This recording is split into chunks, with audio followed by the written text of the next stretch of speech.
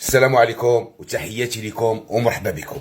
اليوم غادي نهضر على واحد الموضوع اللي داير ضجه ما بين فرنسا والمغرب. نخليكم تشوفوا الفيديو وعاد نقول لكم واش حقيقه ولا كذوب وما هو الهدف. قميص يظهر خارطة دول العالم مع بطل المغرب من أقاليمه الجنوبية بمبلغ 140 يورو. هذا ما قامت به شركة لاكوست، حيث قامت بإطلاق باقة من المنتجات الخاصة بصيف 2023، الشيء الذي أثار جدلا كبيرا وغضب زبناء الشركة بالمغرب مع دعواتهم لمقاطعة هذه الماركة التي تمتلك متاجر خاصة بعدة مدن مغربية. أرجو أن تشاركنا رأيك وتدعم هذه القضيه خوتي حقيقيه، خرجوا منهم ثلاثه الالوان، في الاخضر وفي الكحل وفي الزرق المفتوح، والثمن ديالهم نخليكم تشوفوا.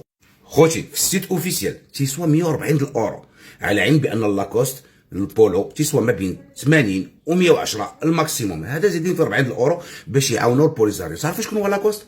لاكوست هو جوار ديال التنس فرنساوي وداروا هذه الماركه، وهذه الماركه كانوا تيلبسوها غير العنصريين. وشكون اللي طلع لها القيمه ديالها؟ اللي فوايو. شكون هما الفوايو؟ اللي مجرمين المغاربه والجزائريين هما اللي طلعوا لها لاكود ديالها. تنطلب من المغاربه يقاطعوا هذه الماركه، ولا كنتو فري رجال وانا واحد منكم وريو لاكوست اللي عندكم ونقطعوا هذه الليله، لان احنا اصلا المغاربه ما تلبسوش لاكوست. لا كاين شي ارماني، لا كاين شي كالفين كلاين، لا كاين شي لوي فيتون، لا كاين شي فيليب، لا الماركه هذيك ديمودي.